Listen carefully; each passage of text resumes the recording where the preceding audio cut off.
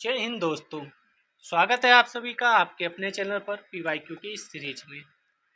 अगर आपने इस वीडियो को क्लिक किया है तो इसका मतलब आप यूपीएससी की प्रिपरेशन कर रहे हैं और यूपीएससी की प्रिपरेशन में प्रीलिम्स में इस समय जो क्वेश्चन आ रहे हैं वह पीवाईक्यू से बहुत ज़्यादा आ रहे हैं। तो इस चैनल पर हम क्या कर रहे हैं, फ्री ऑफ कॉस्ट आपको सिर्फ पीवाईक्यू एनालिसिस नहीं किया जा रहा है बल्कि उससे एक्सपेक्टेड क्वेश्चन फ्यूचर में क्या बन सकते हैं, किस स्टेटमेंट से क्वेश्चन बन सकता है, किस क्वेश्चन से स्टेटमेंट बन सकता है, ये एक्सपेक्टेड क्वेश्चन आपको बताया जा रहा है। फ्री ऑफ कॉस्ट हिस्ट्री की मैंने पूरा कंप्लीट आपको पीवाईक्यू दे दिया, art and culture, ancient, medieval, modern सब कर दिया। उसके बाद मैंने अपने टेलीग्राम पे पूछा कि अब कौन सा पीवाईक्यू चालू किया जाए, किस सब्जेक्ट का। तो लोगों ने कहा जियोग्राफी सर कर लीजिए, तो हमने जियोग्राफी शुरू कर दी। इसके बाद आप कहेंगे तो पॉलिटी शुरू होगी, उसके बाद साइंस, टेक, इन्वायरमेंट, इकोनॉमी, सारे सभी क्लासेस आपको पीवाईक्यू का एकमात्र फ्री ऑफ कॉस्ट और पूरा विस्तार से कि क्वेश्चन क्या बनेगा, क्या बन सकता है, क्या इंपॉर्टेंट है, सब कुछ। तो अगर आप नए हैं तो थोड़ा सा चैनल पर क्लिक कीजिए, आपके मतलब कि बहुत सी चीज़ें मिल रही हैं। सभी प्लेलिस्ट कमेंट सेक्शन में पिन है और डिस्क्रिप्शन पर भी है। कल हमने कृषि किया था जहाँ से बहुत क्वेश्चन आते हैं, और खनिज करते हैं आज जहाँ से बहुत क्वेश्चन आते हैं, क्योंकि जियोग्राफी में सिर्फ वही जियोग्राफी नहीं आती है, जियोग्राफी के अंदर कृषि, खनिज, इन सब से भी मतलब भर के क्वेश्चन आते हैं। ठीक है, तो शुरू करते हैं आज का पहला क्वेश्चन। पहला क्वेश्चन आपके स्क्रीन पर, निम्नलिखित कथनों पर विचार कीजिए। कथन एक दिया गया है, भारत अपने पास यूरेनियम निक्षेप होने के बावजूद अपने अधिकांश विद्युत उत्पादन के लिए कोयले पर निर्भर करता है।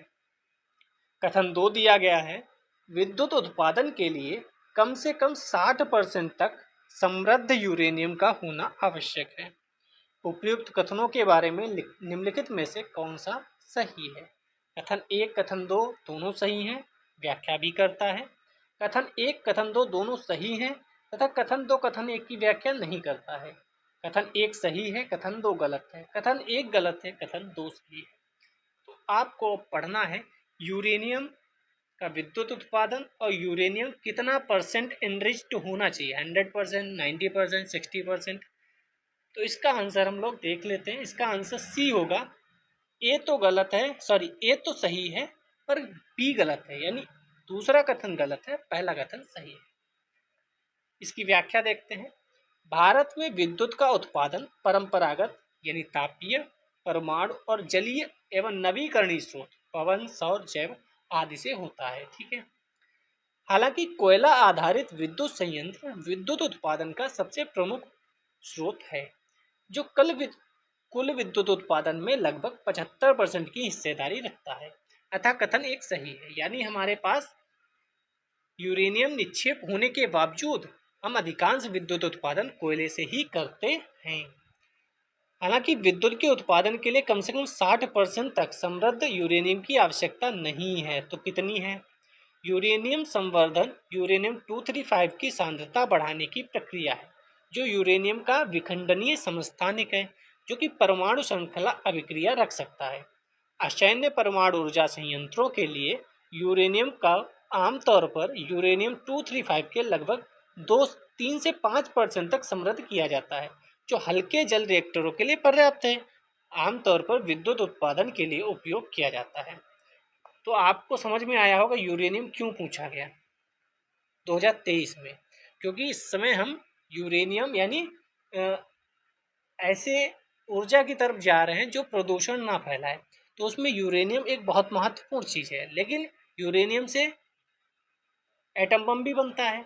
तो कहीं ना कहीं देशों को इससे थोड़ा सा अलग रखा जाता है कि भाई आप यूरेनियम का इतना उपयोग मत कर लें कि कहीं ना कहीं आप बम बनाने की फिराक में हो जाएं। चलिए दूसरे क्वेश्चन पर चलते हैं।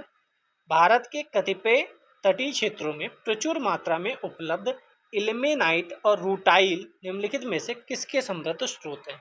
एल्यूमिनियम के, ताम्र के, लौह के या टाइटेनियम के? आप देखिए 2023 का दूसरा क्वेश्चन है, ये दो क्वेश्चन हो गए। इसका आंसर है टाइटेनियम। क्या पूछा गया क्वेश्चन?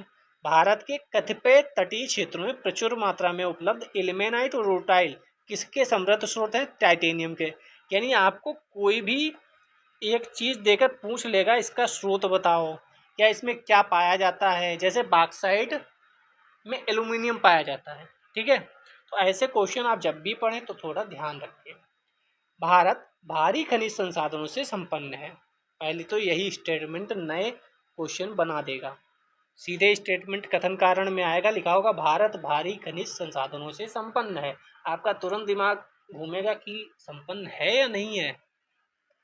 जो मुख्य रूप से तटीय हिस्सों में पाए जाते हैं। यहाँ क्या पूछेगा? जो मुख्य रूप से उत्तर प्रदेश के कई जिलों में पाए जाते हैं। थोड़ा सा क्वेश्चन घुमाएगा।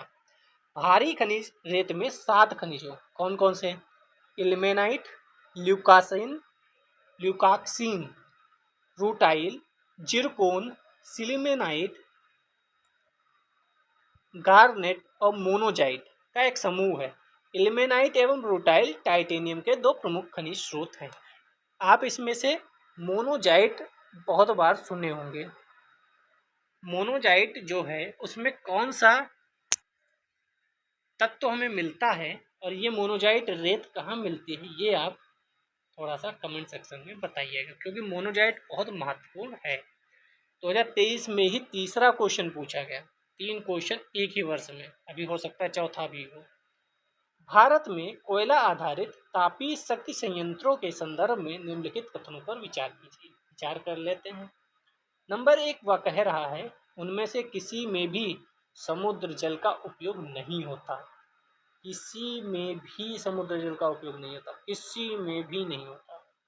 उनमें से कोई भी जल संकट वाले जिले में स्थापित नहीं है। कोई भी जल संकट वाले, उनमें से कोई भी निजी स्वामित्व में नहीं है। आपको देखकर ही लग रहा होगा कि सर तीनों गलत हैं। आंसर देख लेते हैं। डी आंसर है, यानी कोई भी सही नहीं है, क्योंकि वो तीनों एक्सट्रीम दे दिया कि किसी भी में जब समुद्र का जल उपयोग नहीं होता है। भारत की तटीय रेखा इतनी लंबी है और किसी में समुद्र जल का उपयोग नहीं होता होगा। ये क्वेश्चन करेक्ट किसी को नहीं पता होगा, लेकिन सबने ऐसे ही अप्रोच लगाई होगी। और यूपीएससी भी ऐसा क्वेश्चन इसीलिए देता है कि आप इस अप्रोच से ही काम करें, क्योंकि कई बार यूपीएससी आपका दिमाग चेक करता है, ना कि आपकी नॉलेज। ठीक है, तो इस क्वेश्चन में किसी को नहीं पता होगा, मैंने भी नहीं पढ़ा था कभी, लेकिन ये क्वेश्चन मेरा भी सही था, अन्य लोगों का भी सही था। क्यों? क्योंकि उन्होंने जब नहीं आता है तो थोड़ा सा और किसमें ज़्यादा प्रोबेबिलिटी है उस तरफ हम भागते हैं। तो ये तो गलत हो गया। ठीक है, कोई भी जल संकट वाले जिले में स्थापित नहीं है। तो कोयला आधारित इतने तापीय शक्ति संयंत्र हैं हमारे पास ऊपर से नीचे तक, क्या कोई भी नहीं होगा? कोई भी निजी स्वामित्व में नहीं है। हम 1991 में ही निजीकरण चालू कर दिए थे, वहाँ से हम 2025 में आ गए हैं। 2023 मान लो, 2023 में क्वेश्चन पूछा गया था, क्या कोई भी निजी स्वामित्व में नहीं होगा? अडानी इतना ज़्यादा बिजली दूसरे देशों को भी सप्लाई करता है, क्या वो लगाया ही नहीं होगा उसने? तो थोड़ा सा दिमाग से भी काम वहाँ करते हैं, ना कि सिर्फ नॉलेज बेस्ड ही काम होता है। ठीक है, यहाँ तो लिखा भी है, अडानी पावर लिमिटेड 13,650 मेगावाट की स्थापित क्षमता के साथ भारत में सबसे बड़ा निजी ताप शक्ति उत्पादक है। सिंपल सा क्वेश्चन था। ठीक है, यानी 2023 में 3 क्वेश्चन पूछे गए खनिज से। खनिज भी इतना हल्के में नहीं लेना चाहिए। ठीक है, 2022 का पहला क्वेश्चन देखते हैं। निम्नलिखित कथनों पर विचार कीजिए। कर लेते हैं विचार। गुजरात में भारत का विशालतम सौर पार्क है। ठीक है, केरल में पूर्णतः सौर शक्तिकृत अंतरराष्ट्रीय हवाई अड्डा है। ठीक है, गोवा में भारत की विशालतम तैरती हुई सौर प्रकाश वोल्टीय परियोजना है। एक गुजरात का स्टेटमेंट दे दिया, एक केरल का दे दिया, एक गोवा का दे दिया। ये पूरा करंट अफेयर्स का ही होगा। ठीक है, कौन सा सही है ये भी ध्यान रखिएगा। आप सही बताना या गलत, मैं हर बार सर्किल करता हूँ उस चीज़ को। 1 और 2 केवल 2, 1 और 3 केवल 3। तो इसका आंसर आपका होगा बी, 1 और 2, यानी 2, केवल 2 सही है, पहला और तीसरा गलत है। पहला तीसरा क्यों गलत है, दूसरा क्यों सही है, अभी देख लेते हैं कि गुजरात में विशालतम सौर पार्क है या तमिलनाडु में है, ये देखते हैं। भारत का भादला सोलर पार्क विश्व का सबसे बड़ा सोलर पावर पार्क है। ठीक है, भादला सोलर पार्क राजस्थान के सूखे और रेतीले क्षेत्र में स्थित है। यानी जो पहला स्टेटमेंट था, गुजरात में भारत का विशालतम सौर पार्क है, तो भारत का विशालतम सौर पार्क राजस्थान में है, वो भी सिर्फ भारत का नहीं, विश्व का सबसे बड़ा। ठीक है, 2245 मेगावाट विद्युत उत्पादन करता है। दूसरा, केरल का कोचीन इंटरनेशनल एयरपोर्ट लिमिटेड बहुत ज़्यादा सुर्खियों में रहा था, करंट अफेयर्स में रहा था। विश्व का पहला हवाई अड्डा है जो पूरी तरह से सौर ऊर्जा संचालित है। तेलंगाना के पेद्दापल्ली जिले के रामागुंडम में national thermal power corporation limited द्वारा भारत का सबसे बड़ा उत्पादन क्षमता वाला तैरता सौर ऊर्जा संयंत्र विकसित किया जा रहा है। आपने देखा, जो बहुत ज़्यादा इम्पोर्टेंट, बहुत ज़्यादा, ये देखो विश्व में सबसे बड़ा, ये भी विश्व का सबसे बड़ा। ठीक है, और ये तैरता हुआ, तैरता सौर ऊर्जा से, तो ये अजीबो गरीब चीज़ है या बहुत महत्वपूर्ण चीज़ है। विश्व का कुछ बड़ा हो रहा है, तो करंट अफेयर्स आप जब भी देखें तो उसको सिर्फ करंट अफेयर्स के तरह पढ़ें मत, आप करंट अफेयर्स को सोचें कि ये कितना महत्वपूर्ण है। उसकी डिग्री जितनी ज़्यादा महत्वपूर्ण होगी उतना ही क्वेश्चन आने की प्रोबेबिलिटी ज़्यादा है। ठीक है, आपने इस बार यूपीएससी 2025 का प्रीलिम्स का क्वेश्चन देखा होगा, उसमें जो घरों के ऊपर पैनल लग रहे हैं वहाँ से क्वेश्चन पूछा गया। क्यों? क्योंकि आप अपनी छत पर खड़े होइएगा, अगर आप बड़े शहर में हैं, चारों तरफ सर घुमाइएगा तो बहुत ज़्यादा मात्रा में लोग अपने छतों पर पैनल लगवा रहे हैं, तो ये बहुत बड़ी बात है, और जब भी बड़ी बात है तो क्वेश्चन यूपीएससी पूछेगा। ठीक है, आगे चलते हैं। दूसरा क्वेश्चन, 2022 का दूसरा क्वेश्चन, भारत में कोयला नियंत्रक संगठन की क्या भूमिका है? नंबर 1, सीसीओ भारत सरकार में कोयला सांख्यिकी का प्रमुख स्रोत है। दूसरा, यह बद्ध कोयला या लिग्नाइट खंड के विकास की प्रगति का मॉनिटरिंग करता है। तीसरा, यह कोयला युक्त क्षेत्रों के अधिग्रहण के संबंध में सरकार की अधिसूचना के प्रति किसी आपत्ति का अनुश्रवण करता है। नंबर 4, यह सुनिश्चित करता है कि कोयला खनन कंपनियां विहित समय में अंतिम उपभोक्ताओं को कोयला वितरित करें। कौन सा सही रूप है? 1 2 3 3 4, 1 2 1 2 4, तो इसका आंसर होगा ए, यानी 1 2 3 सही है, चौथा गलत है। क्यों गलत है? क्या लिखा है यहाँ? यह सुनिश्चित करता है कि कोयला खनन कंपनियां विहित समय में अंतिम उपभोक्ताओं को कोयला वितरण करें, तो ये काम इसका नहीं है, तो किसका है देखते हैं। कोयला नियंत्रक संगठन वर्ष 1916 में स्थापित कोयला नियंत्रक का कार्यालय पहले कोयला आयुक्त हुआ करता था। भारतीय कोयला क्षेत्र के सबसे पुराने कार्यालयों में से एक है। इस कार्यालय की स्थापना का मुख्य उद्देश्य प्रथम विश्व युद्ध के दौरान कोयले की आवश्यकता की पूर्ति पर सरकारी नियंत्रण रखना था। इसके कार्य क्या क्या हैं? तो कोयले की श्रेणी, ग्रेड या आकार की शुद्धता सुनिश्चित करने के लिए कोयला खानों का निरीक्षण करता है। कोयला खान में खनन किए गए सीम के कोयले के ग्रेड की घोषणा और रखरखाव के उद्देश्य से निर्देश जारी करता है। पहला काम तो ये हो गया। दूसरा काम, केंद्र और राज्य सरकार के विभिन्न मंत्रालयों, राष्ट्रीय अंतर्राष्ट्रीय संगठनों को मासिक कोयला डेटा प्रस्तुत करता है। यानी कोयला डेटा प्रस्तुत करता है, वो भी मासिक तौर पर, ना कि वार्षिक तौर पर। ये भी इम्पोर्टेंट है, अगर दूसरी बार क्वेश्चन पूछा गया तो। उसमें क्या था? निरीक्षण करता था, निर्देश जारी करता था। तीसरा क्या है? कोयला नियंत्रक संगठन कैप्टिव कोयला लिग्नाइट ब्लॉकों के विकास और उनकी संबद्ध अंतिम उपयोग परियोजनाओं की प्रगति की निगरानी करता है। तो कैप्टिव कोयला लिग्नाइट ब्लॉक की निगरानी करता है। ठीक है, आगे चलते हैं। कोयला युक्त क्षेत्र अधिनियम 1957 के तहत कोयला नियंत्रक इस अधिनियम के तहत सक्षम प्राधिकारी है जो कोयला आधारित भूमि के अधिग्रहण से संबंधित केंद्र सरकार की अधिसूचना पर किसी भी आपत्ति को सुनता है और रिपोर्ट प्रस्तुत करता है। यानी जो अधिग्रहण हो रहा है उसकी जो आपत्ति को कौन सुनेगा? तो यही सुनेगा। केंद्र सरकार को रिपोर्ट प्रस्तुत कौन करेगा? यही करेगा। लास्ट वाला क्या था? यह सुनिश्चित नहीं करता कि कोयला खनन कंपनी निर्धारित समय में अंतिम उपयोगकर्ता तक कोयला पहुंचाती है या नहीं। ये इससे लेना देना नहीं है। तो इस पे आपने एक बार अगर इसको देख लिया ढंग से, अब दोबारा क्वेश्चन अगर कोयला नियंत्रण संगठन से बनेगा तो आपका यहाँ जितना पढ़ा है इसी से काम हो जाएगा, आपको एक्स्ट्रा कहीं से पढ़ने की आवश्यकता नहीं है। एक बार अभी आप वीडियो देखेंगे, एक बार कुछ महीने बाद फिर से देख लेंगे और आपको याद हो जाएगा। नेक्स्ट चलते हैं। ये देखो 2022 में भी 3 क्वेश्चन आए, 2022 में 2023 में भी 3 क्वेश्चन आए थे। और हम लोग क्या करते हैं, बड़ी मोटी मोटी चीज़ें पढ़ते हैं और ये खनिज जो 3 क्वेश्चन यहाँ से आ रहे हैं, आप समझ सकते हो 3 क्वेश्चन 2022 में, 3 क्वेश्चन 2023 में, कितना महत्वपूर्ण होगा ये। लेकिन हम खनिज को उतना, आप ही बताओ, आपके नोट्स बने हैं उसमें खनिज का कितना पार्ट है। थोड़ा सा पीवाईक्यू देखकर हमें ये भी देखना है कि हम गलती कहाँ कर रहे हैं। भारत के संदर्भ में निम्नलिखित कथनों पर विचार कीजिए। कर लेते हैं। मोनोजाइट दुर्लभ मृदाओं का स्रोत है। नंबर 2, मोनोजाइट में थोरियम होता है। अभी ऊपर स्टेटमेंट आया था उसमें मैंने बताया था मोनोजाइट के बारे में। भारत की समस्त तटवर्ती बालुकाओं में मोनोजाइट प्राकृतिक रूप से होता है। भारत की समस्त तटवर्ती बालुकाओं में, भारत में केवल सरकारी निकाय ही मोनोजाइट संसाधित या निर्यातित कर सकते हैं।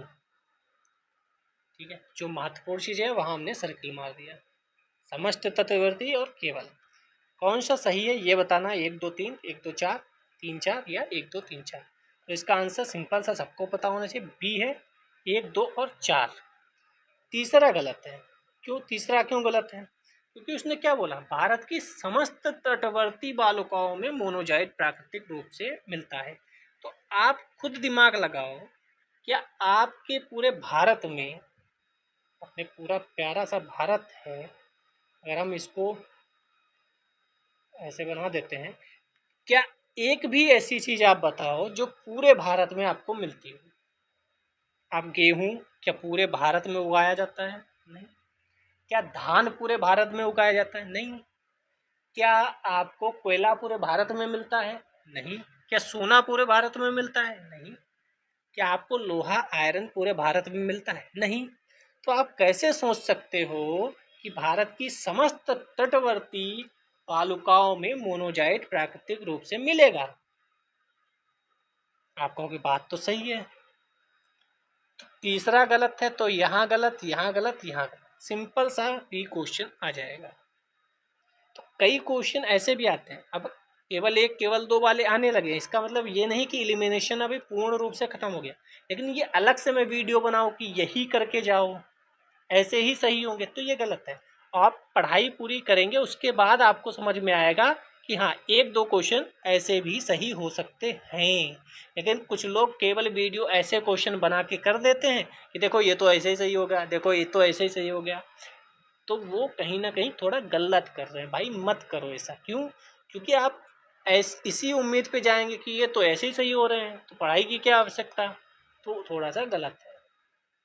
अभी मैंने ऊपर पूछा था, तो आपको याद क्या रखना है, मोनोजाइट थोरियम मिलता है। और कहाँ मिलता है? केरला।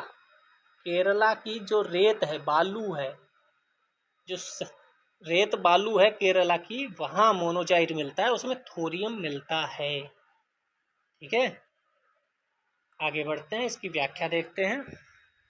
मोनोजाइट भारत, मेडागास्कर, दक्षिण अफ्रीका में पाया जाता है। मोनोजाइट दुर्लभ मृदा तत्व थोरियम, लेंथेनम, सेरियम का एक महत्वपूर्ण अयस्क है। लेकिन थोरियम हम लोग क्यों ज़्यादा जानते हैं? क्योंकि थोरियम और यूरेनियम दोनों महत्वपूर्ण हैं। अब मोनोजाइट कहाँ कहाँ मिलता है? देखो, उड़ीसा, आंध्र प्रदेश, तमिलनाडु, केरल, पश्चिम बंगाल, झारखंड, जितनी जगह मिलता है। यह भारत के समस्त तटवर्ती क्षेत्रों में नहीं पाया जाता है। सिंपल सा कॉमन सेंस है। 1933 तक निजी कंपनियों को समुद्र तट की बालुकाओं में खनिजों का उत्खनन करने की अनुमति नहीं थी। उदारीकरण के बाद निजी कंपनियों को शुरू में गार्नेट, सिलिमेनाइट की खान में खनन करने की अनुमति दी गई। इसके बाद अन्य खनिजों के लिए अनुमति दी गई थी। लेकिन वर्ष 2016 में पहले की एक संशोधन ने निजी कंपनियों को समुद्र तट की रेत के खनन पर रोक लगा दी, जहां मोनोजाइट की संकेंद्रण 0.7% से अधिक थी। निजी फर्मों को मोनोजाइट के प्रसंस्करण या निर्यात से प्रतिबंधित किया गया। एक सरकारी एकाधिकार बना हुआ है जिसे परमाणु ऊर्जा विभाग के दायरे में रखा गया है। आपने इस शब्द को देख लिया होगा, परमाणु ऊर्जा विभाग के दायरे में रखा गया है। और आपको बताने की आवश्यकता नहीं है कि क्यों निर्यात पर केवल भारत सरकार का अधिकार है, क्योंकि थोरियम किस लिए महत्वपूर्ण है? परमाणु ऊर्जा। तो परमाणु ऊर्जा विभाग के अंतर्गत है, यानी मोनोजाइट सॉरी थोरियम। थोरियम कोई आसान तत्व नहीं है। ठीक है, नेक्स्ट चलते हैं 2020 का पहला क्वेश्चन देखते हैं। निम्नलिखित खनिजों पर विचार कीजिए। कर लेते हैं विचार। ओन्टोनाइट, क्रोमाइट, काइनाइट, सिलीमेनाइट। भारत में उपयुक्त में से कौन से आधिकारिक रूप से नामित प्रमुख खनिज हैं? यानी प्रमुख खनिजों को नामित किया जाता है कि ये प्रमुख खनिज हैं। तो हमारे यहाँ किनको प्रमुख खनिज के रूप में रखा गया है? देख लेते हैं आंसर। डी आंसर इसका सही है। 2, 3, 4 इन तीन लोगों को, यानी इन तीन खनिजों को हमारे यहाँ प्रमुख खनिज के रूप में रखा गया। बेंटोनाइट को हमारे यहाँ प्रमुख खनिज के रूप में नहीं रखा गया है। व्याख्या देख लेते हैं, जहाँ से अन्य क्वेश्चन बनने की संभावना है। भारत कुल 95 खनिजों का उत्पादन करता है, जिनमें 4 हाइड्रोकार्बन ऊर्जा खनिज, 5 परमाणु ऊर्जा खनिज, 10 धात्विक, 21 गैर धात्विक, 55 छोटे खनिज शामिल हैं। खनिज अनेक महत्वपूर्ण उद्योगों के लिए कच्चा माल उपलब्ध कराता है। सांख्यिकी और कार्यक्रम कार्यान्वयन मंत्रालय की रिपोर्ट के अनुसार, पहली बात तो किसकी रिपोर्ट है? सांख्यिकी और कार्यक्रम कार्यान्वयन मंत्रालय। काइनाइट, सिलीमेनाइट, क्रोमाइट आधिकारिक रूप से प्रमुख खनिज है। भारत सरकार द्वारा बेंटोनाइट को 2015 में गौड़ खनिज के रूप में, यानी माइनर मिनरल के रूप में घोषित किया गया था। तो ये आपका बहुत महत्वपूर्ण पैराग्राफ है, यहाँ से फिर से क्वेश्चन बन सकते हैं। धात्विक खनिज क्या होते हैं, गैर धात्विक खनिज क्या होते हैं, इसके लिए आप एनसीईआरटी की सीरीज चल रही है, जियोग्राफी हिस्ट्री दोनों आप देख सकते हैं। आगे चलते हैं। नंबर 2, यानी 2020 में भी 2 क्वेश्चन पूछे गए, 2019 में नहीं पूछा गया, ये भी होता है। इस्पात स्लेग निम्नलिखित में से किसके लिए सामग्री हो सकता है? अब यहाँ फिर देखो, आपको समझाता हूँ कितना अच्छा। इस्पात स्लेग निम्नलिखित में से किसके लिए सामग्री हो सकता है? आधार सड़क के निर्माण के लिए, कृषि मृदा के सुधार के लिए, सीमेंट के उत्पादन के लिए। कौन सा सही है? अब इसका आंसर दो। डी, 1, 2, 3। आपने कल वाली अगर वीडियो देखी होगी जो PYQ की कृषि वाली है, उसमें मैंने बहुत अच्छे से समझाया था कौन से ऐसे क्वेश्चन हैं जो आप दिमाग लगाकर तीनों सही कर सकते हैं। कल कृषि वाले में भी बहुत क्वेश्चन ऐसे थे जिसमें ऑल सही हो रहा था, 1, 2, 3, 4 चारों स्टेटमेंट सही, 1, 2, 3 तीनों स्टेटमेंट सही। साइंस में कई क्वेश्चन होते हैं जिसमें तीनों सही या तीनों नहीं सही, ऐसे वाले। इसके लिए आपको PYQ कम से कम 10-12 बार देखने पड़ेंगे, तो अब आपको समझ में आएगा एग्जैक्ट कौन से क्वेश्चन में क्या लगा सकता हूं। अगर मैंने उस क्वेश्चन के बारे में नहीं पढ़ा है तो, इस क्वेश्चन के बारे में आपने नहीं पढ़ा होता या मैंने नहीं पढ़ा होता तब भी मैं ये टिक करके आता। क्यों? क्योंकि इस्पात स्लैग जो है उससे तीनों कहीं ना कहीं थोड़ा बहुत उत्पादन, थोड़ा बहुत सुधार तो हो ही सकता है। ठीक है। स्टील इस्पात स्लैग स्टील निर्माण के दौरान बनने वाला एक उप उत्पाद है जो पिघले हुए स्टील को भट्टियों में अशुद्धियों से अलग करने के दौरान उत्पन्न होता है। स्टील स्लैग का उपयोग विभिन्न क्षेत्रों में किया जाता है, जैसे Portland blast furnace slag cement के उत्पादन में, आधार सड़क के निर्माण के लिए। सड़क में तो बहुत ज़्यादा मात्रा में इस समय प्रयोग होने लगा है, नितिन गडकरी जी के एक भाषण में मैंने सुना था।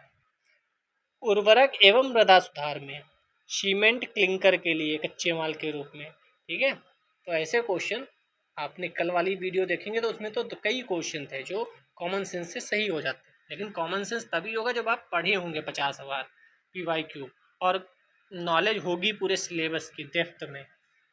2018 का क्वेश्चन देख लेते हैं। निम्नलिखित कथनों पर विचार कीजिए। कर लेते हैं विचार। भारत में राज्य सरकारों को गैर कोयला खदानों की नीलामी का अधिकार नहीं है। किसको? राज्य सरकारों को। किसका? गैर कोयला खदानों की नीलामी का अधिकार नहीं।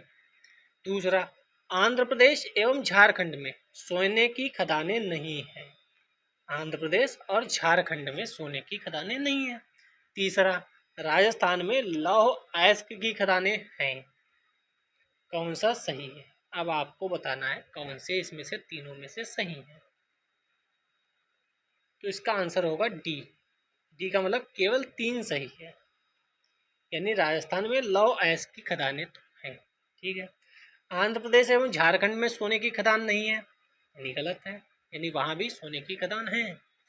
भारत में राज्य सरकार गैर कोयला खननों को नीलामी का अधिकार नहीं है, तो ये भी गलत है। आपको पता होना चाहिए पूरे भारत में कहाँ पे क्या चीज़ें हैं, ठीक है। सही नहीं बन पाया आपकी, आगे चलते हैं। नवीन खनन कानून खान एवं खनिज विकास विनियमन संशोधन अधिनियम 2015 के अनुसार 2018 में क्वेश्चन पूछा जाता है, समझ रहे हो आप। तुरंत का तुरंत नहीं, 2 साल पुराना भी कभी कभी पूछ लिया जाता है यूपीएससी में। गैर कोयला खानों की नीलामी संबद्ध राज्य सरकारों द्वारा की जाएगी, अतः एक सही नहीं है, ठीक है। 2015 में ये चीज आई और 2018 में क्वेश्चन पूछा गया, कई बार पुराना भी पूछा जाता है। भारत में मुख्यतः कर्नाटक आंध्र प्रदेश में स्वर्ण खान्य है। इसके अतिरिक्त झारखंड की स्वर्ण रेखा नदी की बालू में स्वर्ण पाया जाता है। अगली बार क्वेश्चन पूछ देगा निम्नलिखित में से किस नदी में स्वर्ण पाया जाता है, तो तटरेखा के पास वाली बालू में मोनोजाइट पाया जाता है। झारखंड की स्वर्ण रेखा नदी में बालू में स्वर्ण पाया जाता है। तो स्टेटमेंट बहुत बढ़िया तरीके से मैं बना सकता हूँ, अगर मैं ये पेपर बनाना मिले तो। मैं क्या लिखूंगा, केरल के तट पर पाई गई बालू में मोनोजाइट मिलता है, सॉरी थोरियम मिलता है। नंबर दूसरा स्टेटमेंट बनाऊंगा, स्वर्ण रेखा स्वर्ण रेखा नदी की बालू में स्वर्ण पाया जाता है। दोनों बालू के स्टेटमेंट हो गए। अब आदमी को लगेगा नदी की बालू में थोड़ी सोना मिलेगा, ऐसे सोना मिलने लगे तो लोग करोड़पति हो जाएंगे। बालू ही घर पे ले आएंगे, बालू से सोना अलग करो, बालू से मकान बनाओ, सोने से अपनी जिंदगी संवारो, ठीक है। तो ऐसे स्टेटमेंट में कभी कभी लोग गलत करके आ जाएंगे। बहुत बढ़िया स्टेटमेंट बनेगा, आप कमेंट सेक्शन में बताना सही बनेगा कि नहीं दोनों स्टेटमेंट, दोनों बालू के स्टेटमेंट। राजस्थान में तो ठीक है, लौह अयस्क खदानों के लिए प्रसिद्ध है, उसमें कोई दो राय नहीं थी। 2016 में चलते हैं। भारत के निम्नलिखित क्षेत्रों में से किसमें या किनमें शैल गैस के संसाधन पाए जाते हैं। शेल गैस क्या होती है, इसके लिए आपको एनसीईआरटी पढ़नी पड़ेगी। किन क्षेत्रों में शेल गैस के संसाधन पाए जाते हैं, Cambay basin, Cauvery basin, Krishna Godavari basin. तो ये भी सिंपल सा क्वेश्चन है, तीनों में है, ठीक है। सीधे एनसीईआरटी का क्वेश्चन है, एनसीईआरटी में लिखा हुआ है। भारत में शेल गैस के संसाधनों में Cambay basin, Krishna Godavari basin, Cauvery Vindhyan basin में पाए जाते हैं। आगे चलते हैं, 2015 का पहला क्वेश्चन। भारत में इस्पात उत्पादन उद्योग को निम्नलिखित में से किसके आयात की अपेक्षा होती है, यानी क्या चीज आयात की जाती है। भारत में इस्पात उत्पादन यानी स्टील का उत्पादन जो उद्योग करते हैं उन्हें किस चीज को आयात करना पड़ता है, सोरा या शैल फास्फेट यानी रॉक फास्फेट या कोकिंग कोयला। तो इसमें कोकिंग कोयला जो है, कोककारी कोयला, इसको आयात करना पड़ता है। क्यों, आइए पढ़ लेते हैं। कोकिंग कोयला का प्रयोग लौह अयस्क को पिघलाने में ईंधन के रूप में होता है। इसका अधिकतर आयात ऑस्ट्रेलिया से होता है। ये भी आप याद रखिए, कहाँ से आयात होता है, किसका, कोकिंग कोल का। अगली बार ये पूछ देगा, फिर हम तो कह देंगे PYQ से आया था, देखो मैंने बताया था, आप पढ़कर ढंग से नहीं जाएंगे, ठीक है। देश में उत्पादित कोकिंग कोल कुल जरूरत का केवल 10% ही होता है। पहला स्टेटमेंट क्या बनाएगा, कोकिंग कोल ऑस्ट्रेलिया से आयात करते हैं, सही है। दूसरा कहेगा देश में कोकिंग कोल बिल्कुल नहीं पाया जाता है।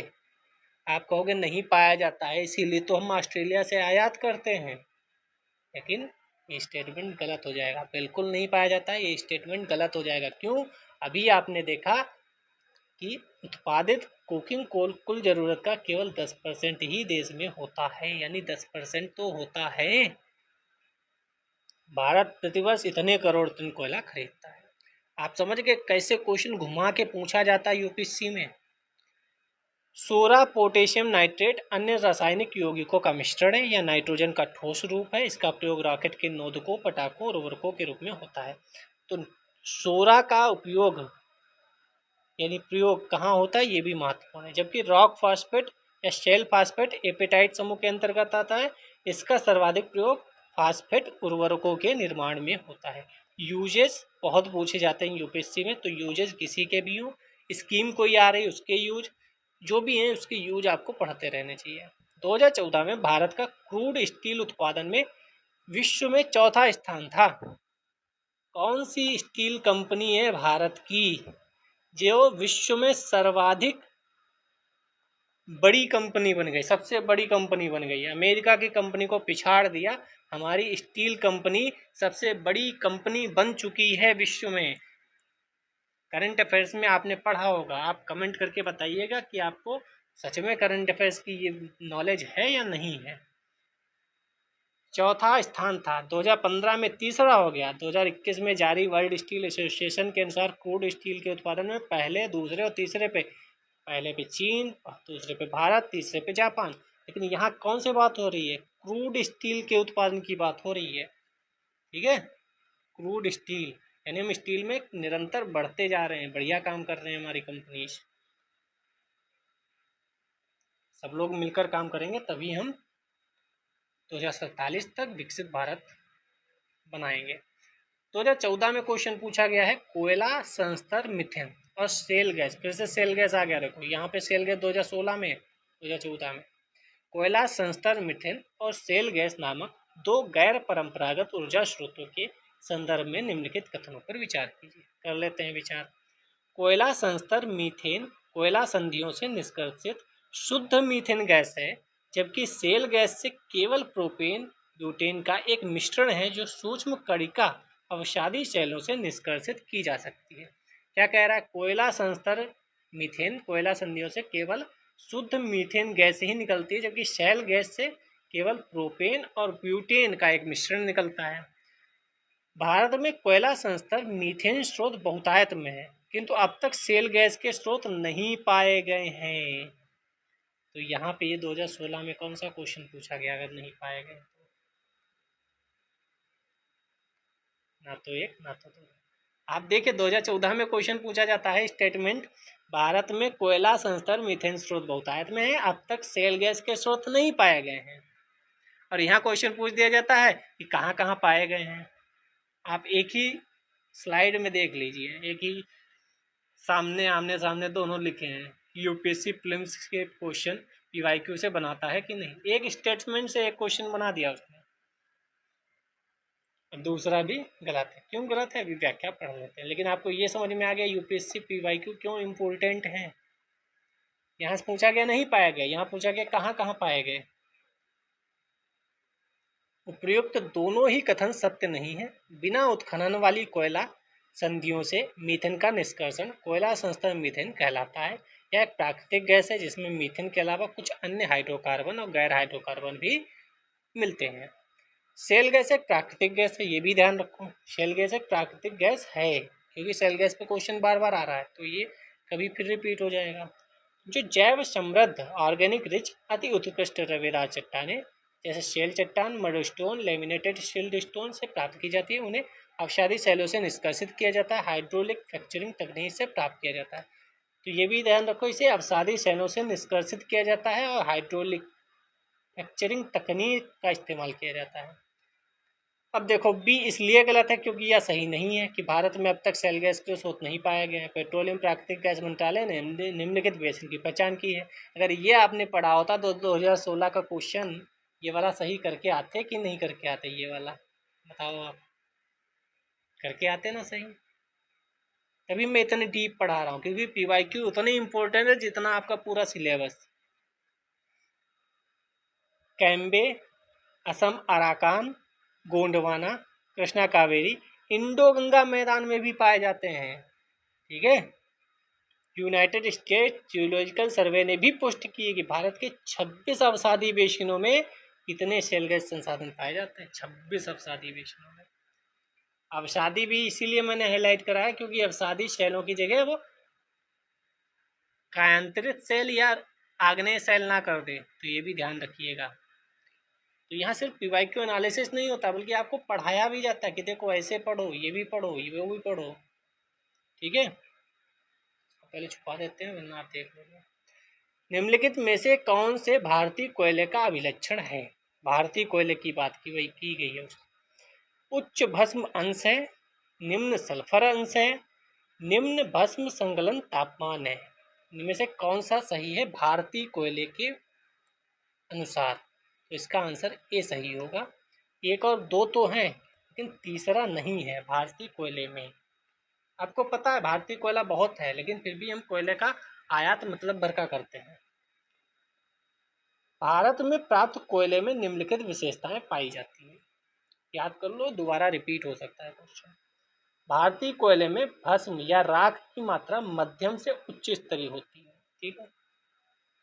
भारतीय कोयले में सल्फर की मात्रा निम्न होती है। बस इतना याद रखो, भस्म राख की मात्रा मध्यम से उच्च स्तरीय, सल्फर की मात्रा निम्न होती है। भारतीय कोयले का भस्म संकलन तापमान उच्च होता है जो 1500 से 1663 सेल्सियस के बीच होता है। ठीक है, यहाँ क्या लिखा था?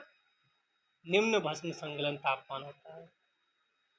भूवैज्ञानिक दृष्टिकोण से भारत का कोयला क्षेत्र दो भागों में बटा हुआ है। कौन कौन सा है? एक गोंडवाना कोयला क्षेत्र, भारत में कुल संचित कोयले का 98% तक कुल उत्पादन का 99% गोंडवाना कोयला क्षेत्र में है। यह क्षेत्र झारखंड, पश्चिम बंगाल, मध्य प्रदेश, छत्तीसगढ़, महाराष्ट्र वाले रीजन में पाया जाता है। दूसरा है टर्शियरी कोयला क्षेत्र। इस श्रेणी का कोयला मुख्यतः असम, मेघालय, नागालैंड, अरुणाचल प्रदेश, जम्मू कश्मीर में मिलता है। कोयलों को उद्योग की रोटी या काला सोना भी कहा जाता है। ठीक है, तो टर्शियरी कहाँ मिलता है, गोंडवाना कहाँ मिलता है, ये भी क्वेश्चन बन सकता है। तो टर्शियरी आप सिंपल सा समझ सकते हैं, पूर्व क्या कहते हैं, नॉर्थ ईस्ट और अपना जम्मू कश्मीर। ठीक है, 2012 का क्वेश्चन देखते हैं फिर कोयले पे। आपने देखा होगा ज़्यादातर क्वेश्चन कोयले पर ही आ रहे हैं, आधे क्वेश्चन तो कोयले पर ही आ गए घूम फिर के।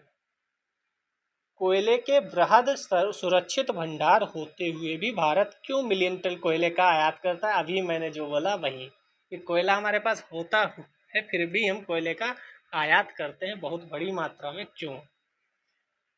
भारत की यह नीति है कि वह अपने कोयले के भंडार को भविष्य के लिए सुरक्षित रखे और वर्तमान उपयोग के लिए इसे अन्य देशों से आयात करे। मुझे एक वो बात याद आ गई बचपन में कि मम्मी ने मुझे भी आम दिया और छोटे भाई को भी आम दिया। अब छोटे भाई ने तो खा लिया आम, अब हमने बचा लिया अपना। अब बात को हम दिखा रहे हैं कि देखो मेरे पास है, मेरे पास है। सेम यहाँ पे ये स्टेटमेंट पढ़ के मुझे ऐसे ही फीलिंग आ रही है कि भारत अभी अपना बचा लेगा, बात को जब सबका खत्म हो जाएगा तो भारत कहेगा देखो मेरे पास है। मजाक की बात है लेकिन आपको ये स्टेटमेंट याद रहेगा जीवन में। खैर आगे बढ़ते हैं। भारत के अधिकतर विद्युत संयंत्र कोयले पर आधारित हैं, सबको पता है। उन्हें देश से पर्याप्त मात्रा में कोयले की आंतरिक आपूर्ति नहीं हो पाती। क्या ऐसा है कि उन्हें आंतरिक आपूर्ति नहीं हो पाती कोयले की? इस्पात कंपनियों को बड़ी मात्रा में कोक कोयले की आवश्यकता पड़ती है जिसे आयात करना पड़ता है। तो ये स्टेटमेंट अब फिर वही आ गया, अभी इसको ऊपर आपने देखा था, दिखा दें। भारत में इस्पात उत्पादन उद्योग को निम्नलिखित में किसके आयात की अपेक्षा होती है? कोकिंग कोयला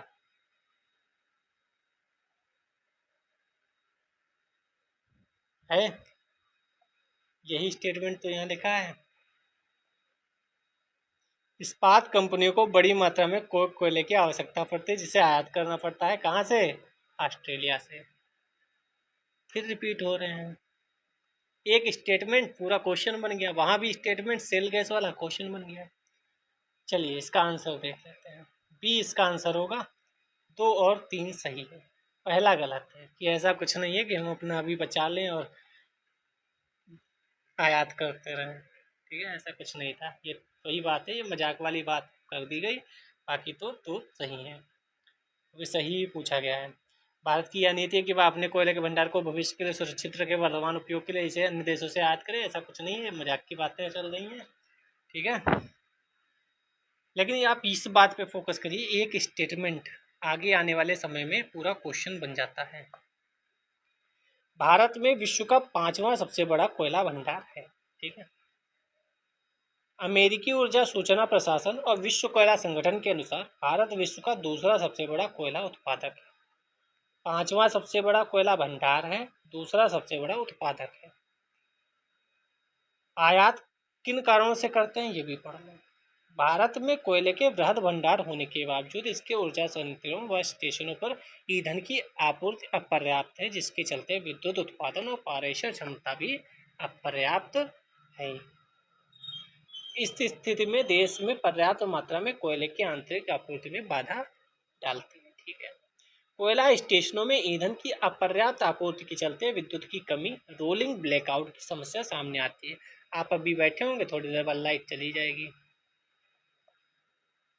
देश में कोयला के संबंध में विनियामक कानूनों, भूमि अधिग्रहण, तकनीकी वितरण संबंधी चुनौतियों के चलते आपूर्ति पर प्रभाव पड़ता है। ऐसा भी है कि यहाँ पे बिजली उत्पादन करना है और यहाँ पे कोयला निकल रहा है। अब यहाँ से छुक छुक छुक छुक छुक छुक छुक छुक ट्रेन जा रही है, फिर ट्रेन लेट हो गई, ठीक है, या कोई और बाधा आ गई, तो डिस्टेंस भी बहुत है। कोयला उत्पादन कहीं और हो रहा है और बिजली उत्पादन कहीं और हो रहा है, तो ऐसी भी चुनौतियाँ हैं। कोयला आधारित तापीय परियोजनाएं इसके चलते काफ़ी समय तक लंबित रहती हैं। भारत कोयले का आयात करता है और विनियामक कानून भी है, जहाँ कोयला निकल रहा है वहाँ निकालने की परमिशन लो। ठीक है, क्योंकि कोयला निकलता है जहाँ से, वहाँ बहुत समस्याएं होती हैं। भारतीय इस्पात कंपनियों को बड़ी मात्रा में कोकिंग कोयले की आवश्यकता पड़ती है। इस मामले में भी घरेलू आपूर्ति की कमी के चलते भारतीय इस्पात निर्माता अपनी कोकिंग कोयले की आवश्यकता का लगभग 70% आयात करते हैं। इस्पात निर्माता कंपनी के कुल विनिर्माण लागत के 30% के लिए कोकिंग कोयला जिम्मेदार है। इसके अतिरिक्त लौह इस्पात उद्योग के लिए उच्च गुणवत्ता युक्त कोयले की आवश्यकता होती है, जिसका अभाव है। ये स्टेटमेंट भी एक है, क्योंकि हमारे यहाँ उच्च गुणवत्ता वाला बढ़िया वाला कोयला नहीं है। ठीक है, हमारे यहाँ बढ़िया वाला कोयला नहीं है। अब चलते हैं जल संसाधन की तरफ। निम्नलिखित में से कौन सा एक समुद्र स्तर में पुनरावृत्त गिरावट का सर्वोत्तम उदाहरण है, जिससे वर्तमान समय की सुविस्तृत कच्छ भूमि उत्पन्न हुई है? कच्छ भूमि, और यहाँ पे क्या लिखा है? कच्छ का रण।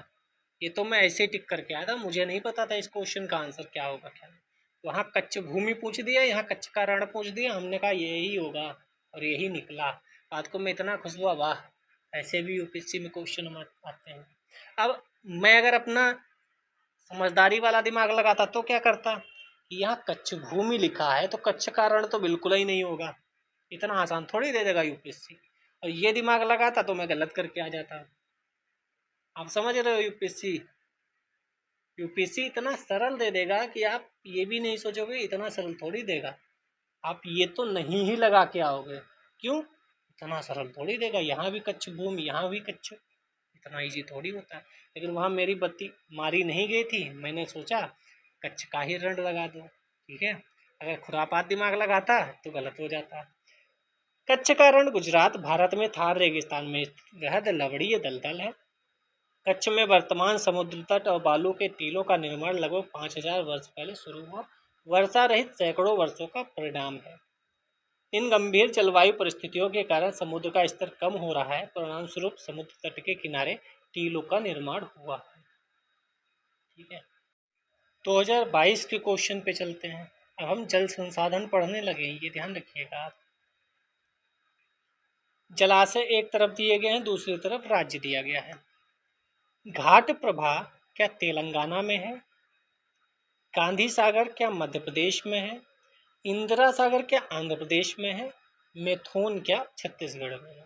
आपको बताना है उपयुक्त में से कितने युग्म सही सुमेलित नहीं है, नहीं है, नहीं है। इसलिए मैं सर्कल कर देता हूँ, क्योंकि एक्सपीरियंस है इतने वर्षों का एग्जाम देते हुए। नहीं है पूछा है तो आप इसमें से आसानी से बता सकते हैं। ठीक है, केवल 3 युग्म हैं ऐसे जो सुमेलित है। इंदिरा सागर, आपको पता है इंदिरा सागर आंध्र प्रदेश में है? इंदिरा सागर क्या आंध्र प्रदेश में है? हाँ, इंदिरा सागर ही गलत है, क्योंकि इंदिरा सागर तो आसान है। कौन सा सही नहीं है? 3 युग्म सही नहीं है, तो एक तो इंदिरा सागर हो गया, दूसरा क्या होगा? दूसरा वो घाट प्रभा कर्नाटक में है, तेलंगाना में नहीं है। तीसरा गांधी सागर कहाँ है? मध्य प्रदेश में, ये भी मध्य प्रदेश में है। मैथुन छत्तीसगढ़ में नहीं है।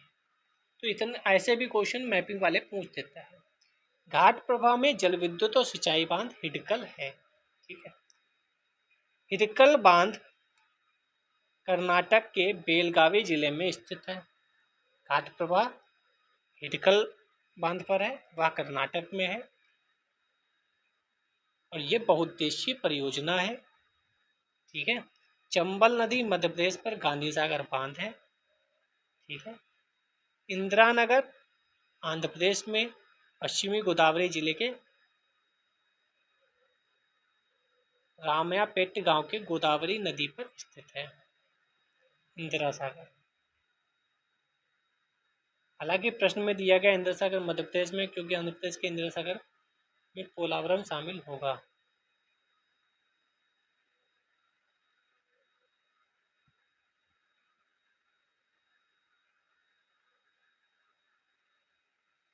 ये थोड़ा सा डाउट वाला क्वेश्चन है, क्योंकि यहाँ आप देख सकते हैं प्रश्न में दिया गया इंदिरा सागर मध्य प्रदेश में है, क्योंकि आंध्र प्रदेश के इंदिरा सागर में पोलावरम शामिल होगा। इंदिरा सागर का वहाँ का नाम क्या है? पोलावरम, इसीलिए ये स्टेटमेंट उसने सी लिया है। तो इंदिरा सागर आंध्र प्रदेश में भी है, लेकिन वो पोलावरम परियोजना के नाम से है। तो ये इंदिरा सागर मध्य प्रदेश में है। ठीक है, ये ध्यान रखिएगा। मैथन बांध धनबाद झारखंड में कोयला शहर से लगभग 48 किलोमीटर दूर है। तो इंदिरा सागर दोनों जगह है, लेकिन आंध्र प्रदेश वाले को पोलावरम कहते हैं, इसलिए ये इंदिरा सागर मध्य प्रदेश वाली यहाँ पर दी गई है। कई बार ऐसे दो नाम होते हैं जिससे कन्फ्यूजन क्रिएट हो सकता है, लेकिन आयोग फाइनली क्या देता है डिसीजन, उस पर डिपेंड करता है। पृथ्वी ग्रह पर जल के संदर्भ में निम्नलिखित कथनों पर विचार कीजिए। नंबर 1, नदियों और झीलों में जल की मात्रा भूजल की मात्रा से अधिक है। ये आप एनसीईआरटी सीधे क्वेश्चन है, जब मैंने एनसीईआरटी पढ़ाई थी तो इस क्वेश्चन का जिक्र भी किया था, आप देख सकते हैं जाकर, जिन्होंने पढ़ा होगा वो जानते हैं। ध्रुवीय हिमच्छद और हिमनदों में जल की मात्रा भूजल की मात्रा से अधिक है। तो इनमें से कौन सा सही है बताना है। तो बी केवल 2 सही है, पहला गलत है। मैं बार बार उसमें बताता रहा कि भाई नदियों में हमें बहुत पानी लगेगा, क्योंकि रिवर्स बहुत है, लेकिन नदियों में तो पानी बहुत कम है। इतना कम है कि जो वायुमंडल में पानी है ऊपर हवा में, वह वायुमंडल में पानी ज़्यादा है नदियों से। नदी इतनी बड़ी बड़ी हैं, इतनी ज़्यादा हैं, फिर भी नदियों में पानी वायुमंडल की जो वाष्प है ऊपर पानी है वायुमंडल में, उससे भी कम है नदियों में पानी। तो भूजल की मात्रा से कहाँ से अधिक होगा। ठीक है, तो ये आपको एनसीईआरटी से सीधे क्वेश्चन आया है। एनसीईआरटी पढ़ते रहना चाहिए, चल रही है मैपिंग एनसीईआरटी, सब कुछ आप एक बार गो थ्रू होइए चैनल पर। धरातल का लगभग 2/3 से भी अधिक भाग जल से ढका है। जलमंडल में महासागर ये सब आते हैं, ये हमें पढ़ने की आवश्यकता नहीं है, बल्कि हमें क्या पढ़ना है,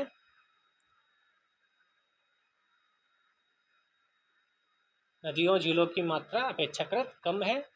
ठीक है, बाकी आप एनसीईआरटी में पढ़िएगा, यहाँ बहुत ज़्यादा एक्सप्लेनेशन नहीं दी गई है। ठीक है, 2019 का क्वेश्चन पूछ लेते हैं। अलियार, ईसापुर, कंसाबती जैसे ज्ञात स्थानों में क्या समानता है। पहले तो कुछ लोगों ने नाम ही नहीं सुने होंगे। हाल ही में खोजे गए यूरेनियम निक्षेप हैं, उष्णकटिबंधीय वर्षा वन है, गलत। भूमिगत गुफा तंत्र हैं, गलत। जल भंडार हैं, यस, जल भंडार। क्यों पता है मुझे, क्योंकि मैं जल संसाधन ही पढ़ रहा हूँ, तो जल भंडार ही होंगे ना। फनी। अलियार, ईसापुर, कंसाबती जैसे ज्ञात स्थानों में समानता क्या है। तो अलियार बांध है जो कि तमिलनाडु में है, अगली बार ये पूछ देगा। ईसापुर बांध है जो कि महाराष्ट्र में है। कंसाबती बांध है जो पश्चिम बंगाल में है। तीनों आपको रट लेने चाहिए, क्योंकि अगली बार पूछ देगा तो गलत हो जाएगा। 2016 का क्वेश्चन देखते हैं। निम्नलिखित में से कौन सा ड्रिप सिंचाई पद्धति के प्रयोग के लाभ हैं। ये तो आसान क्वेश्चन है, लेकिन 2016 में पूछा गया तो थोड़ा सा आसान तो होगा ही। खरपतवार में कमी होगी, मृदा लवणता में कमी होगी, मृदा अपरदन में कमी होगी, कौन सा सही है। तो मैंने पहले ही बता रखे हैं, जो ऐसे क्वेश्चन आए तो आप मैक्सिमम की तरफ जाएंगे। मैक्सिमम का मतलब 1 और 3 सही होगा। खरपतवार में कमी, मृदा अपरदन में कमी, मृदा लवणता में कमी नहीं होगी, क्योंकि लवणता का कोई लेना देना नहीं है। लवणता तब कम ज़्यादा होती है जब उसमें पानी ज़्यादा आ जाए, और वो भी मृदा लवणता से कोई लेना देना ही नहीं है। ठीक है, तो खरपतवार में कमी होगी, यस होगी, क्योंकि पानी आप, ये है, पहले हम पानी में भर देते हैं, पूरा में पानी पूरे में भर देंगे तो घास और खरपतवार ज़्यादा हो जाएंगे। लेकिन इसमें क्या होता है, हमें जो अपना ड्रिप सिंचाई है, इसमें केवल पेड़ों पे पानी, यहाँ पर गया यहाँ पर गया, केवल पेड़ों के जड़ में पानी जाता है। तो इसके जो एरिया है इधर उधर का, इस एरिया में पानी जाता ही नहीं है, तो इस एरिया में खरपतवार होंगे ही कहाँ से। तो ये सिंपल सा क्वेश्चन था। खरपतवार में कमी, मृदा अपरदन में कमी। तो जब पानी ज़्यादा होता है तो पानी अपने साथ बहा के ले जाता है क्या, मिट्टी, और जब पानी ज़्यादा होगा तभी तो मिट्टी बहेगी। ड्रिप में क्या है, एक एक बूंद गिर रहा है, एक एक बूंद गिर रहा है, तो पानी जाएगा कहाँ। तो ये सिंपल क्वेश्चन के अंतर्गत हम रखेंगे। ठीक है, ड्रिप सिंचाई प्रणाली सिंचाई की एक उन्नत विधि है जो शुष्क क्षेत्रों में सिंचाई का एक मानक तरीका है। पानी और खाद की बचत होती है। इसके लाभ हैं, इस सिंचाई प्रणाली में मिट्टी का कम हिस्सा नम होता है, इसलिए खरपतवार की कमी होती है, मैंने अभी एग्जाम्पल देकर बता दिया। सीधे फसल को पानी जाता है तो मृदा अपरदन नहीं होता। 2015 का क्वेश्चन देखते हैं। निम्नलिखित कथनों पर विचार कीजिए। नंबर 1, त्वरित सिंचाई लाभ कार्यक्रम 1996-97 में गरीब किसानों को ऋण सहायता उपलब्ध कराने के लिए आरंभ किया गया था। त्वरित सिंचाई लाभ कार्यक्रम गरीब किसानों को ऋण सहायता उपलब्ध कराने के लिए आरंभ किया गया था। कमांड क्षेत्र विकास कार्यक्रम 1974-75 में जल उपयोग दक्षता के विकास के लिए शुरू किया गया था। कौन सा इनमें से सही है, तो हमें पता है इसमें से केवल 2 सही है, पहला सही नहीं है। क्यों, वो मैंने सर्किल पहले ही कर दिया। त्वरित सिंचाई लाभ कार्यक्रम में बृहद और मध्यम सिंचाई परियोजनाओं को पूर्ण करने में तेजी लाने हेतु तो वित्तीय सहायता देने के उद्देश्य से शुरू किया गया था। यह निर्धन किसानों को ऋण सहायता उपलब्ध कराने हेतु प्रारंभ नहीं किया गया था। ऋण सहायता के लिए नहीं, बल्कि सिंचाई के उद्देश्य से, वित्तीय सहायता देने के उद्देश्य से शुरू किया गया था। ठीक है, बाकी दूसरा सही। ये क्वेश्चन क्यों पूछा गया था, तो क्योंकि 2015 में प्रधानमंत्री कृषि सिंचाई योजना की शुरुआत हुई, इसीलिए इसका 1996-97 और 1974-75 के क्वेश्चन पे पूछ लिया गया। 2015 वाला ही क्वेश्चन था। तो कई बार जो आता है उससे भी स्टैटिक में जाकर पूछा जा सकता है, करंट से रिलेटेड। एकीकृत जल संभर विकास कार्यक्रम को कार्यान्वित करने के क्या लाभ हैं, कल भी लाभ कई पूछे गए थे। एकीकृत जल संभर विकास कार्यक्रम, मृदा के बह जाने की रोकथाम, देश की बारहमासी नदियों को मौसमी नदियों में जोड़ना, वर्षा जल संग्रहण तथा भौम जल स्तर का पुनर्भरण, प्राकृतिक वनस्पतियों का पुनर्जनन। एकीकृत जल संभर विकास कार्यक्रम, इसका क्या लाभ होना चाहिए आपके अकॉर्डिंग? सी वाला इसका सही है, 134। दूसरा गलत है। देश की बारहमासी नदियों को मौसमी नदियों से, यानी गंगा को गोदावरी से जोड़ना इसका उद्देश्य नहीं था। इसका उद्देश्य, बाकी सब तीनों सही हैं। ठीक है, यहाँ भी वही लिखा होगा। 9-10 में 2009-10 में एकीकृत जल संभर कार्यक्रम का शुभारंभ किया गया था, और देखो 2014 में क्वेश्चन पूछा गया। ठीक है, तो अभी उसको पढ़ने की कोई आवश्यकता नहीं है। बस ये देखिए कि कैसे क्वेश्चन करंट के आ रहे हैं। 2 साल पुराना, 10 साल पुराना, 4 साल पुराना। ठीक है, 2012 का क्वेश्चन देखते हैं। यदि राष्ट्रीय जल मिशन सही ढंग से और पूर्णतः लागू किया जाए तो देश पर उसका क्या प्रभाव पड़ेगा। यहाँ भी लाभ पूछा है, यहाँ प्रभाव क्या पड़ेगा। ठीक है, आप समझते रहिए कि करंट ये क्वेश्चन क्या पूछे जा रहे हैं, या कोई मिशन कोई कार्यक्रम चल रहा है तो कैसे पूछे जा रहे हैं। नंबर 1, शहरी क्षेत्रों की जल आवश्यकताओं की आंशिक आपूर्ति अपशिष्ट जल के पुनर्चक्रण से हो सकेगी। इसकी बात हो रही है, राष्ट्रीय जल मिशन। ऐसे समुद्र तटीय शहर जिनके पास जल के अपर्याप्त वैकल्पिक स्रोत हैं, की जल आवश्यकताओं की आपूर्ति ऐसे समुचित प्रौद्योगिकी व्यवहार में लाकर की जा सकेगी जो समुद्र जल को प्रयोग लायक बना सकेगी। हिमालय से उद्गमित सभी नदियां प्रायद्वीपीय भारत की नदियों से जोड़ दी जाएंगी। सभी नदियां, इतना आसान क्वेश्चन कह दो ना। तो सरकार कृषकों द्वारा भौम जल निकालने के लिए बोरिंग से खोदे गए कुएं और उन पर लगाई गई मोटर और पंप सेट पर वहन किए गए व्यय की पूरी तरह प्रतिपूर्ति करेगी। तो तीसरा तो पहले गलत ही होना चाहिए अकॉर्डिंग टू मी। तीसरा गया तो 1 और 2 या 1 कौन सा सही होगा? तो बी सही है, 1 और 2 दोनों सही हैं। चौथा तो गलत ही होगा।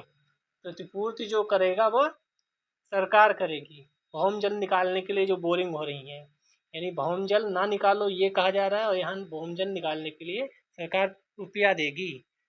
तो ये थोड़ा सा कंट्राडिक्टरी हो जाता है। तो राष्ट्रीय जल मिशन 2009 में घोषित किए गए 8 घटकों में से एक प्रमुख था। ये भी देखो 2009 में था, 2012 में क्वेश्चन पूछा गया। ये था 2009-10 का, 2014 में क्वेश्चन पूछा गया। ठीक है, कई 2-3 साल पुराने भी चीज़ें इम्पोर्टेंट हैं तो आ जाते हैं, तो इसको अब हमें पढ़ने की कोई आवश्यकता नहीं रह गई। ठीक है, 2011 का क्वेश्चन देखते हैं।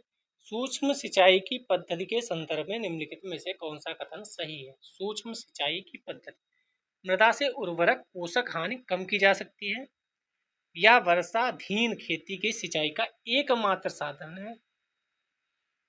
इससे कुछ कृषि क्षेत्रों में भौम जल स्तर को कम होने से रोका जा सकता है। तो आपको पता चल गया है कौन सा आंसर सही होगा, 1 और 3 सही होगा। क्यों? क्योंकि मैंने पहले ही सर्किल कर दिया, एकमात्र वहाँ पे कन्फ्यूजन क्रिएट हो सकती है कि ये होगा नहीं होगा नहीं होगा, तो फाइनली हम नहीं होगा की ही तरफ जाते हैं। ठीक है, ये भी हाल के वर्षों वाला क्वेश्चन है, तो इसको भी हम इतना पढ़ने की आवश्यकता नहीं है। मैं थोड़ा सा इसको ऐसे कर देता हूँ, आप चाहें तो पॉज करके पढ़ लीजिए, फिर आप पॉज करके ये पढ़ लीजिए। ठीक है, आगे बढ़ते हैं। प्रजातियाँ एवं जनजातियाँ भी हमें आज ही पढ़नी है। ठीक है, क्योंकि छोटे छोटे सेगमेंट हैं, ये अगर हम छोड़ देंगे तो अगली बार हमें भौतिक जियोग्राफी पढ़नी है, फिजिकल जियोग्राफी, भौतिक भूगोल पढ़ना है, तो उसमें ये लोग ये वाले ऐड करेंगे तो अच्छा नहीं होगा। तो ये जो छोटे छोटे सेगमेंट हैं इसे हम एक ही साथ कंप्लीट कर लेते हैं, और ये कंप्लीट हो जाएंगे आज, फिर हम सीधे चलेंगे वर्ल्ड जियोग्राफी पर, और उसमें पढ़ेंगे फिजिकल जियोग्राफी। Got it? थोड़ा सा 2-4-10 मिनट एक्स्ट्रा भले पढ़ लो, लेकिन साथ में ही निपट जाएगा तो अच्छा रहेगा।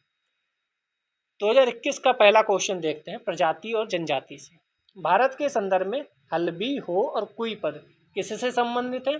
तो हम जब पढ़ रहे हैं तो क्या होना चाहिए? जनजातीय भाषा ही होनी चाहिए, क्योंकि हम वही पढ़ रहे हैं।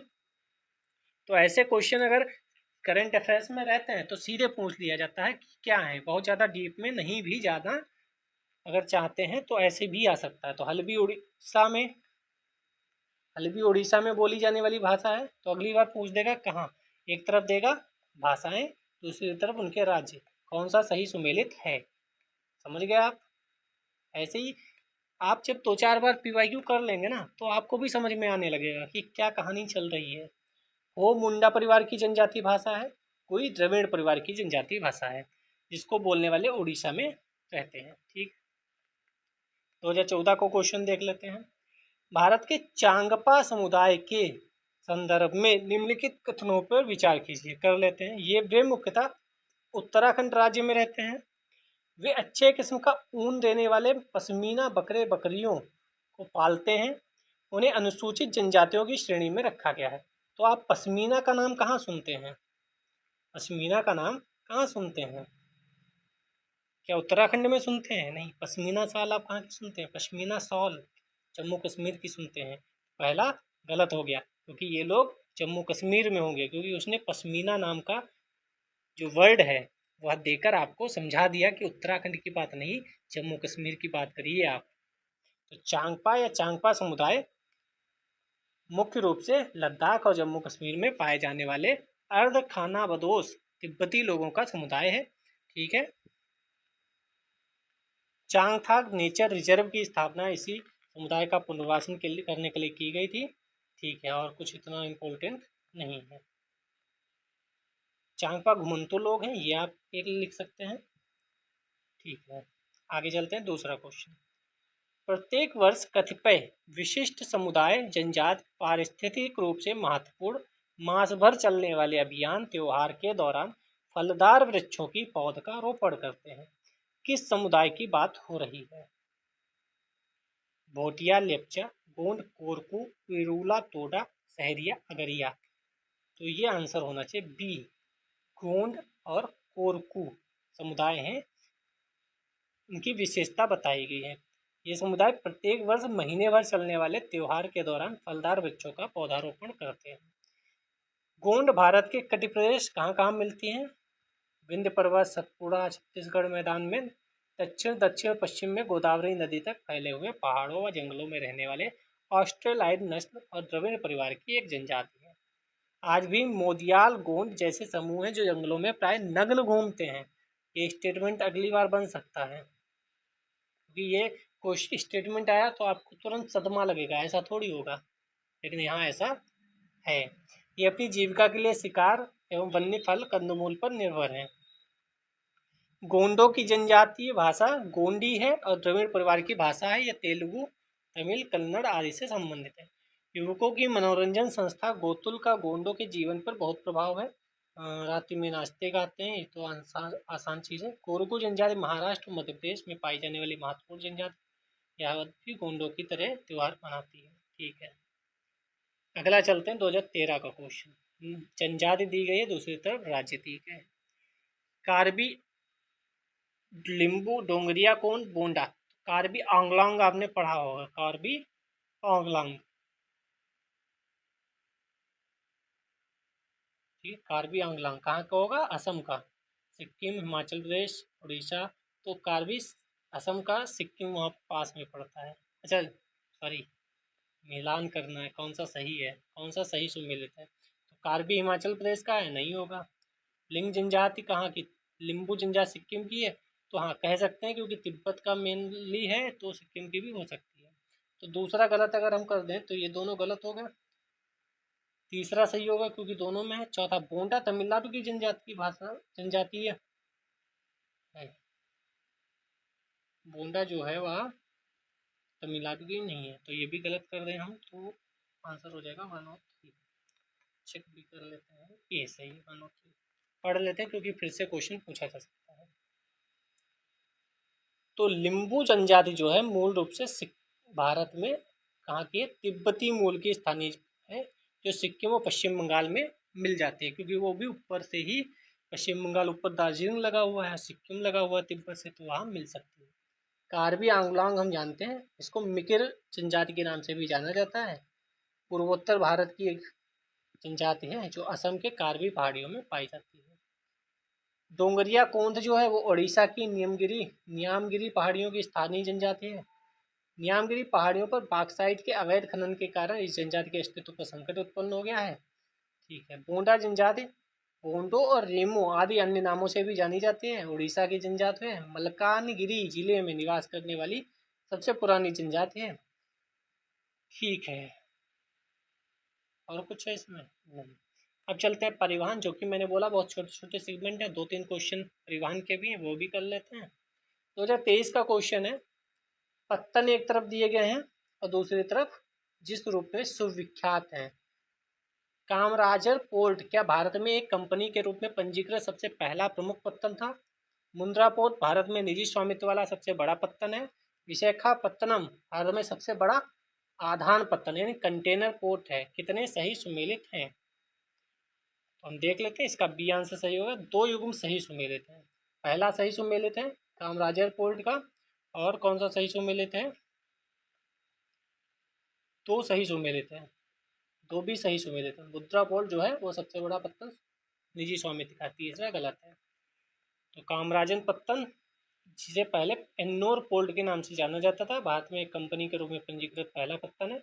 एकमात्र प्रमुख कारपोरेट निगम पत्तन है। यहाँ पे एकमात्र पूछ देता तो ये सही हो जाता। 1999 तक भारत के 12वें प्रमुख पत्तन के रूप में घोषित किया गया था इसे। ठीक है, तो इतना इम्पोर्टेंट नहीं है। तमिलनाडु के चेन्नई बंदरगाह से 24 किलोमीटर उत्तर में कोरोमंडल तट पर स्थित है, हालांकि ये इतना भी इम्पोर्टेंट नहीं है। मुद्रा पत्तन जो है वह भारत का सबसे बड़ा वाणिज्यिक पत्तन है, अदानी पोर्ट्स के पास है, ये तो पता ही है सबको। आंध्र प्रदेश में भारत के पूर्वी तट पर विशाखापत्तनम बंदरगाह भारत का सबसे बड़ा कंटेनर पोर्ट है, न कि वो जो अभी दिया गया था। तो ये याद रखिए कौन सा सबसे बड़ा कंटेनर पोर्ट है, या भारत के सबसे पुराने और सबसे बड़े बंदरगाहों में से एक है। यहाँ से लव एज पेट्रोलियम सब निर्यात होता है। भारत में सबसे बड़ा container port Jawaharlal Nehru port trust है। महाराष्ट्र के मुंबई के पास स्थित है। ठीक है, दूसरे क्वेश्चन पे चलते हैं। भारत की कनेक्टिविटी परियोजना के संदर्भ में निम्नलिखित कथनों पर विचार कीजिए। स्वर्णिम चतुर्भुज परियोजना के अधीन पूर्व पश्चिम गलियारा डिब्रूगढ़ और सूरत को जोड़ता है। क्या ये डिब्रूगढ़ और सूरत को जोड़ता है? ये तो आसान क्वेश्चन है, अगर आपको पता ही होगा। त्रिपक्षीय राजमार्ग मणिपुर में मोरेह को म्यांमार से होते हुए थाईलैंड में चियांग मोई से जोड़ता है। बांग्लादेश, चीन, भारत, म्यांमार। बांग्लादेश के बाद चीन, भारत म्यांमार। आर्थिक गलियारा उत्तर प्रदेश में वाराणसी को चीन में कुनमिंग से जोड़ता है। आसान क्वेश्चन है, इसमें से कोई भी सही नहीं है। क्यों सही नहीं है? ये डिब्रूगढ़ और सूरत को नहीं जोड़ता है। ये भी मोरे को म्यांमार से होते हुए थाईलैंड में चियांग माई से नहीं जोड़ता है। बल्कि इधर अपना देखें तो म्यांमार से इधर भारत के जो इधर अपना कलकत्ता पोर्ट है, यहाँ से हम जाएंगे म्यांमार, म्यांमार से फिर जाएंगे ऊपर अपने पूर्वोत्तर राज्यों की तरफ। ठीक है, और ये कहाँ? बांग्लादेश से चीन में, चीन से भारत में, भारत से म्यांमार से बांग्लादेश के बाद चीन कहाँ आता है?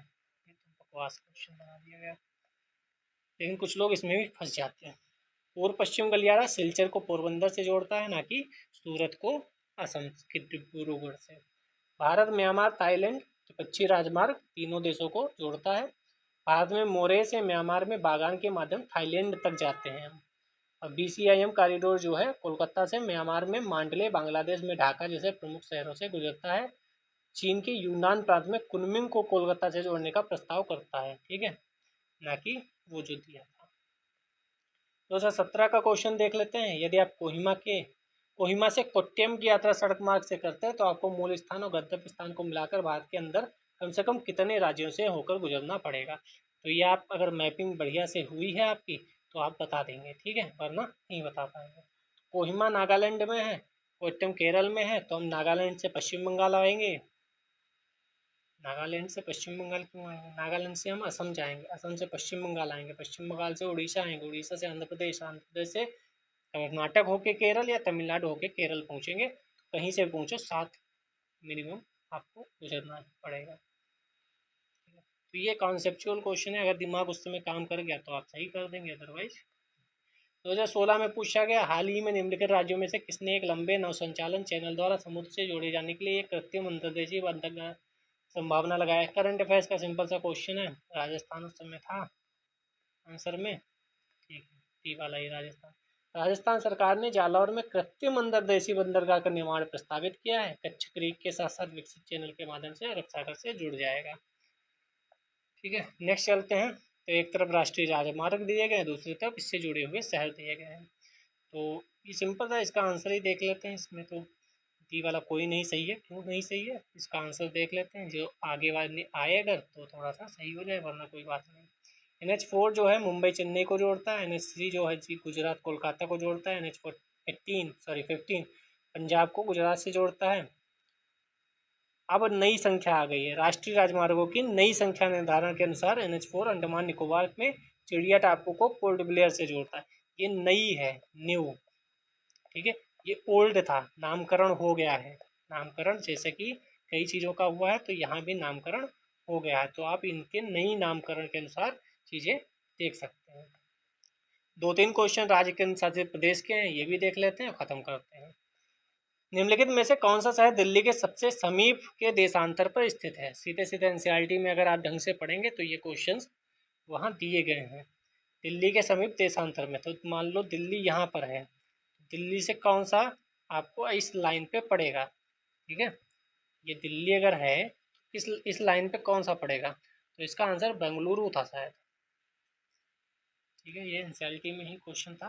हाँ, बेंगलुरु। तो बेंगलुरु जो है वह दिल्ली के सेम उस पर पड़ेगा। हैदराबाद इधर पड़ जाएगा, पुणे इधर पड़ जाएगा, नागपुर भी इधर पड़ जाएगा। ठीक है, 2017 का क्वेश्चन, भारत में एक ऐसा स्थान है जहां यदि आप समुद्र किनारे खड़े होकर समुद्र का अवलोकन करें तो आप पाएंगे कि दिन में 2 बार समुद्री जल तटीय रेखा से कुछ किलोमीटर पीछे की ओर चला जाता है और फिर वापस आ जाता है। जब पीछे हटा जाता है तो वह वास्तव में समुद्र तल पर चले जाते हैं। अनूठी घटना कहाँ देखी जाती है?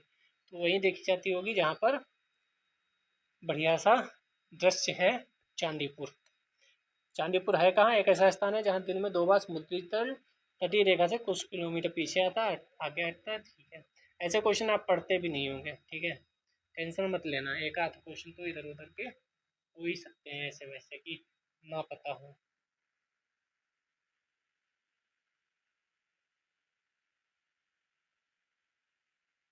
भारत के एक विशेष क्षेत्र में स्थानीय लोग जीवित वृक्षों की जड़ों का अनुवर्धन कर इन्हें जलधारा के आर पार सुदृढ़ पुलों में रूपांतरित कर देते हैं। जैसे जैसे समय गुजरता है ये पुल अधिक मजबूत होते जाते हैं। जीवित जड़ पुल कहा जाता है। ये तो आपको पता होना चाहिए, ये तो आपको पता होना चाहिए।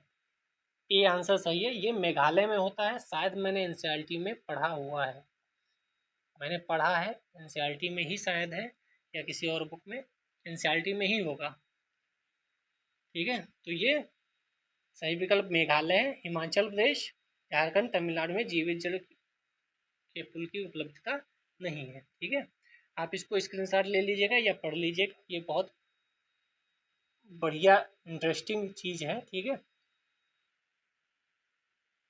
चेरापूंजी क्षेत्र में कौन सा रबर ट्री नामक एक वृक्ष पाया जाता है। ठीक है, उसको आप पढ़ लेना। अगर किसी पेड़ को काटे बिना उसे पुल बना दिया जाए इसे जीवित पुल या प्राकृतिक पुल कहते हैं। नेक्स्ट क्वेश्चन, भारत के राज्यों का निम्नलिखित में से कौन सा एक युग्म सबसे पूर्वी और सबसे पश्चिमी राज्य का इंगित करता है। ये आसान क्वेश्चन है। सबसे पूर्वी सबसे पश्चिमी अरुणाचल प्रदेश और गुजरात हो जाना चाहिए। सीधे एनसीईआरटी कह सकते हैं, क्वेश्चन एनसीईआरटी से दे दिए गए हैं। ठीक है, 2012 में चलते हैं, बस 2 क्वेश्चन और बचे, फिर विश्व का भूगोल यानी ब्रह्मांड, सौरमंडल और पूरा भौतिक भूगोल बात को पढ़ेंगे कल वाली वीडियो में। अभी हमें 2-3 क्वेश्चन बस बचे हैं वो करने हैं। तो नेक्स्ट क्या है, भारत का एक विशेष राज्य निम्नलिखित विशेषताओं से युक्त है, उस राज्य का नाम बताओ। या उसी अक्षांश पर स्थित है जो उत्तरी राजस्थान से होकर गुजरता है। अक्षांश पे स्थित है जो उत्तरी राजस्थान से होकर गुजरता है। ये भी एनसीईआरटी का क्वेश्चन है शायद। इसका 80% से अधिक क्षेत्र वन आवरणांतर्गत है। 12% से अधिक वनाच्छादित क्षेत्र इस राज्य के रक्षित क्षेत्र निर्भर के रूप में आता है। कौन सा होगा, अरुणाचल प्रदेश, असम, हिमाचल प्रदेश या उत्तराखंड। सिंपल सा है, अरुणाचल प्रदेश है जो राजस्थान के उत्तरी, और अरुणाचल प्रदेश सेम अक्षांश पे है। तो ऐसे क्वेश्चन अब तो नहीं पूछे जाते हैं। ठीक है, निम्नलिखित विशेषताएं भारत के एक राज्य की विशेषताएं हैं। हालांकि अभी नहीं पूछे जाते इसका मतलब ये नहीं कि पूछा नहीं जाएगा, क्योंकि इससे कभी भी कुछ भी पूछ लेगा वो। ये किस राज्य की विशेषताएं हैं देखते हैं। उसका उत्तरी भाग शुष्क एवं अर्ध शुष्क है। उसके मध्य भाग में कपास का उत्पादन होता है। सिंपल क्वेश्चन पूछ लिया। उस राज्य में खाद्य फसलों की तुलना में नगदी फसलों की खेती अधिक होती है।